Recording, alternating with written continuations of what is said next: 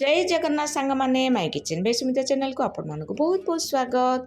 आज मु आपण मोहब्बत का शरबतर रेसिपी आनी जोटा कि बहुत ही इजी ड्रिंक यह बने कि आपण ये खरा दिने पी पारे। यह देखा जमी सुंदर टेस्ट भी बहुत ही बढ़िया समस्त को निश्चित पसंद आसो।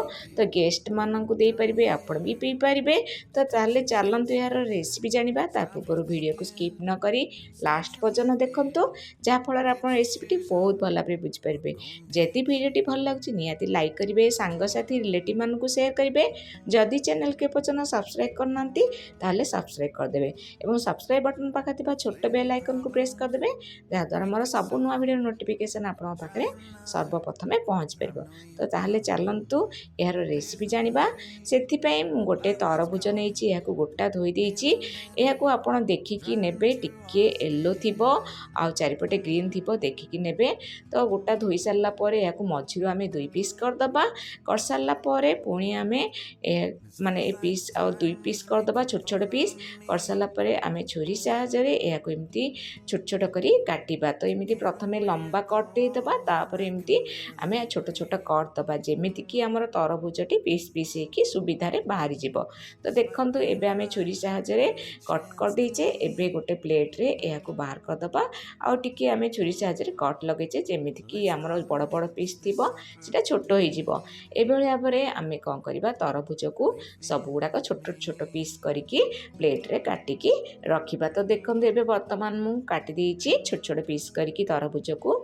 एबे एठी नेछि सब्जा सीड को मु 2 टेबल स्पून नेछि। याको 5 ରୁ 7 मिनिट आपण भिजेकी रखिदेबे। देखिबे पानी सहित एटा पूरा मिसी जिवो जेली जेली आकार। एटा पेट को ठंडा भी।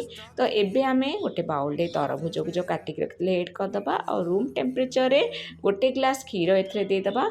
इठी मु खंड नहीं जाइछि 2 टेबल स्पून। खंड जगह आपण मिश्री पाउडर भी दे पारिबे चीनी भी दे पारिबे। तो याको भल भाव में मिक्स करदबा जेहेतु आम पाउडर नहीं खंड से आमर भल भाव में मेल्ट हो क्षीर सहित। ये रोज सिरप नहीं रोज सिरप ये 3 टेबल स्पून नहीं। तो रोज सिरप बेसी यूज करें। सब्जा सीड्रु आम जो भिजेकी रखी से भल भाव में भिजी जाइए। आम 2 टेबल स्पून यूज करवा। तो तापर आम कौन करवा ना यह मिक्स करदबा। मिक्स कर सारा पर देखो यहाँ भल भाव में मिक्स होमें किसी आइस क्यूब देदबा।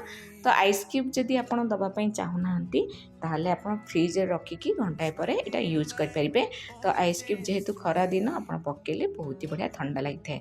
तो आइस क्यूब देलापर आम भल भाव में मिक्स करदबा। एबे आमर प्रस्तुत हो मोहब्बत का शरबत। ये आपड़ पिंतु आप घर को गेस्ट बाकी आसी लोक मानक दिंतु देखिए से माने बहुत ही प्रशंसा करेंगे। आदि आप मोर वीडियो भल लगे लाइक शेयर सब्सक्राइब करदे। इंस्टाग्राम फेसबुक रे जदि देखुं सुमित्रा मिश्रा मोर आईडी लाइक शेयर फॉलो करेंगे। जो मैंने मो चैनल को नुआ आसते निश्चय रूपे लाइक शेयर सब्सक्राइब करदे। आउ मोर सब वीडियो आप भल लगे ना कमेंट माध्यम मत जनइबे। तो देखंतु एबे चलंतु आम सर्विंग ग्लास को आम बाहर मान देबा।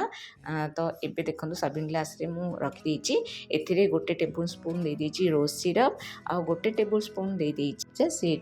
तो देखंतु एबे प्रस्तुत हो गला हमर मोहब्बत का शरबत। केमिति लागला सांग माने वीडियो निश्चय कमेंट माध्यम रे जनइबे। जय जगन्नाथ धन्यवाद।